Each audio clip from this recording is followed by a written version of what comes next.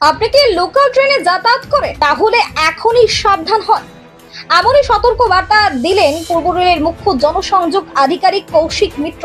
তিনি বললেন, যারা রোজ বিনা টিকিটে যাতায়াত করে অভ্যাস করে ফেলেছেন তাদের এবার সতর্ক হওয়ার সময় এসেছে।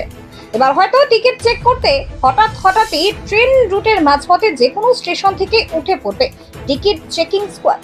সেটা কোনো জাংশন বা বড় স্টেশন নাও হলে হতে পারে, যে কোনো সময় যে কোনো রুটে উঠে পড়তে পারে রেলের এই টিকিট চেকারের পর। তারপর বিনা টিকিটের যাত্রা করছেন এমন কেউ ধরা পড়লে তার বিরুদ্ধে ব্যবস্থা নেওয়া হবে।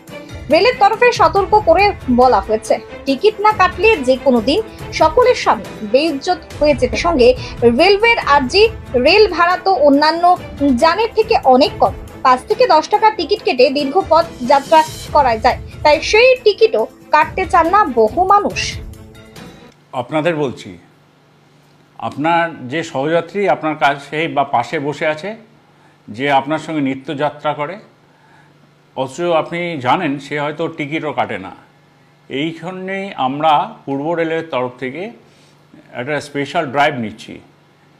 এই যে সহযাত্রীরা টিকিট কাটছেন না, আপনার সহযাত্রীরা, তাদেরকে একটু বলে রেখে দিন যে কোনো দিন যে কোনো মুহূর্তে, যেমন ধরুন তালদি থেকে আমরা হয়তো চাপবো টিকিট চেকিং স্কোয়াড সন্ধ্যে 6টায় বা 7টার সময়, তখন ধরা পড়লে কিন্তু সমাজে মান ইজ্জত একদম ধুয়ে যাবে, খারাপ লাগবে সবারই।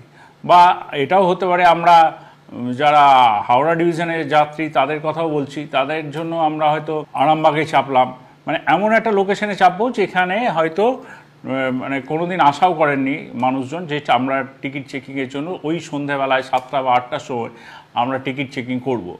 এটা উদ্দেশ্য কিছু নয় যে টিকিট চেকিং করে আমরা রেলওয়ে প্রচুর লাভ করবে, এটা নয়। কিন্তু যেটা উদ্দেশ্য সেটা হলো যে আপনার সহযাত্রীকে একটু বুঝিয়ে দেওয়া যে মানুষের উপকারের জন্য রেল এই কাউন্টারগুলো করেছে, ইউটিএস সিস্টেম করেছে যাতে সহজে টিকিটটা কাটতে পারে।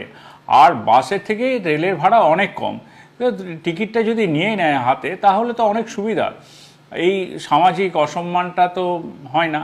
যেমন আমরা এটাও ভেবেছি যে ঝাপটার ঢাল বা ওইদিকে কাটোয়া, এরকম ছোট ছোট লোকেশন ধরে আমরা চেপে যাব, চেপে গিয়ে বা ওইদিকে লালগোলায় চেপে যাব, বা ধরুন এখানে কুলটিতে চাপলাম, এরকম করে আমরা বিভিন্ন জায়গায় ছোট ছোট করে আমরা এবার টিকিট চেকিং শুরু করছি পূর্ব রেলের তরফ থেকে।